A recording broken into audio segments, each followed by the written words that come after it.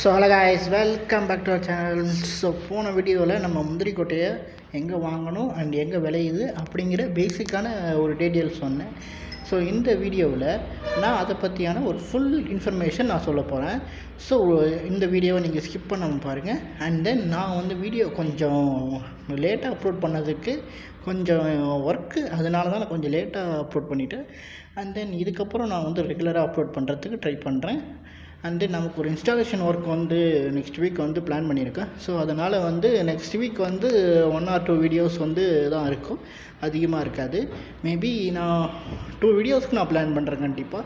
And then வாங்க இப்போதைக்கு நம்ம அதாவது கேஷ்யூ நட்ஸ் எப்படி விளையுது அண்ட் தென் அது எங்கெங்கெல்லாம் விளையுது அப்படிங்கிறத நம்ம பார்க்கலாம். ஆக்சுவலி இப்போ நீங்கள் பார்த்துக்கிட்டிங்கன்னா ஒரு முந்திரி மரங்கிறது ஒரு சின்ன விதையிலேருந்து வச்சா செடியாக வளரும்.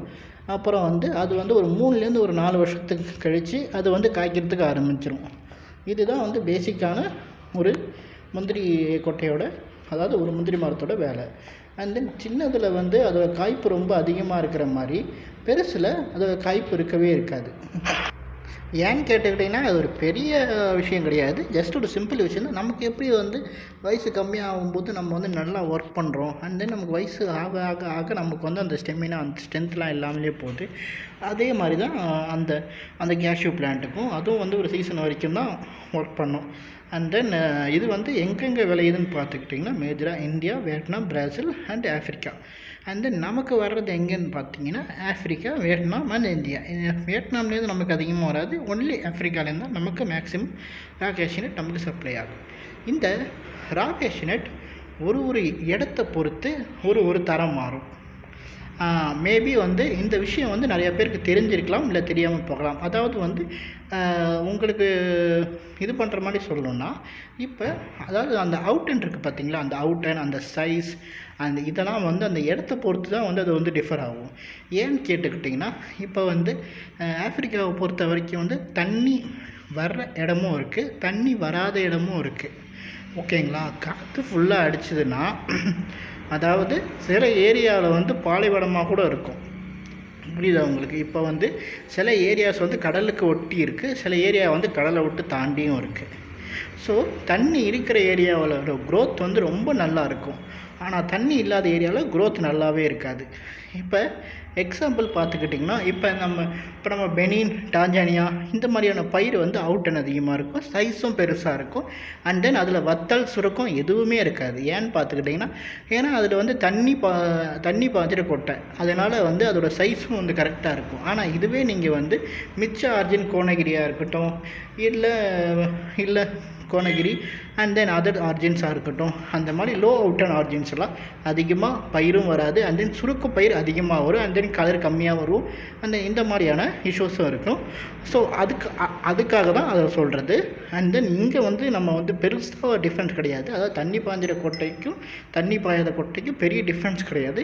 இதோட தண்ணி பாயிற கொட்டை நல்லாயிருக்கும், பார்க்குறதுக்கு ஒயிட்டாக சூப்பராக இருக்கும். அண்ட் தென் அவுட்டனும் ரொம்ப சூப்பராக இருக்கும், உடைக்கிறதுக்கு ரொம்ப ஈஸியாக இருக்கும். ஆனால் இந்த கொட்டை நல்லா காயறதால, ரொம்ப தண்ணி இல்லாமல் ரொம்ப காயறதால கொட்டை சுணுங்கும்.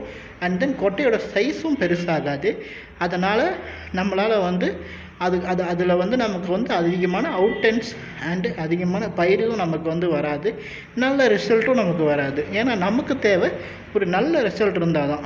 ஸோ இதனால தான் ஒவ்வொரு ஏரியாவுக்கும், ஆஃப்ரிக்கா என்ன தான் ஒரே நாடாகவே இருந்தாலும் ஒவ்வொரு ஏரியாவுக்கும் கொஞ்சம் டிஃப்ரென்ஸ் வருது. அண்ட் தென் தண்ணி பாயிற இடத்துக்கும் தண்ணி பாயாத இடத்துக்கும். இப்போ பாலைவனமாக இருக்கிற இடத்துல கூட, அதாவது கடலில் இருக்கிற தண்ணியை அது அப்படியே காற்று அடிக்கும்போது அந்த தண்ணியோடு சில மரத்துலேயும் படும்.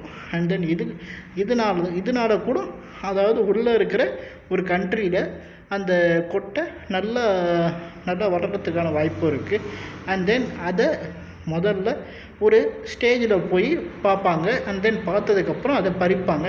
அதை யார் பறிப்பாங்கன்னு பார்த்தீங்கன்னா, சம் லேபர்ஸ் பறிப்பாங்க. அண்ட் தென் அந்த லேபர்ஸ் அதை பறித்ததுக்கப்புறம் டைரெக்டாக எடுத்தாந்து காய வைப்பாங்க. அவங்க மேக்ஸிமம் 1 டே தான் காய வைப்பாங்க. 1 டே ஆர் 1.5 டே தான் காய வைப்பாங்க. மேக்ஸிமம் அவங்களோட மாய்ஸ்சர் ரேஞ்ச் எவ்வளோ இருக்குதுன்னு பார்த்தீங்கன்னா 10 to 20 அந்த மாய்ஸ்சர் ரேஞ்சை தான் அவங்க எப்பயுமே கேல்குலேட் பண்ணுவாங்க. அந்த ரேஞ்சில் தான் கொட்டையை அனுப்புவாங்க. ஏன்னு கேட்டுக்கிட்டிங்கன்னா அந்த ரேஞ்சை விட கொட்டை மாய்ஸ்சர்ஸ் ரொம்ப அதிகமாக இருந்துருச்சுன்னா அது வந்து கப்பலில் வரும்போது கண்டிப்பாக வந்து முளையிறதுக்கான சான்சஸ் ரொம்ப நிறையா இருக்குது. ஸோ அதனால தான் சொல்கிறேன். ஸோ எப்பயுமே வந்து அந்த மாய்ஸ்சர்ஸ் ரேஞ்சில் தான் மேக்ஸிமம் நமக்கு வந்து அனுப்புவாங்க.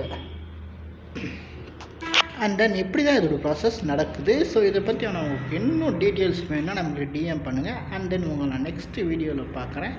அண்ட் தென் உங்களுக்கு ஏதாவது டவுட்ஸ் இருந்துச்சுன்னா நீங்கள் வந்து கீழே கமெண்ட் பாக்ஸில் போஸ்ட் பண்ணுங்கள். நான் வந்து அதை வந்து கிளாரிஃபை பண்ணுறேன்.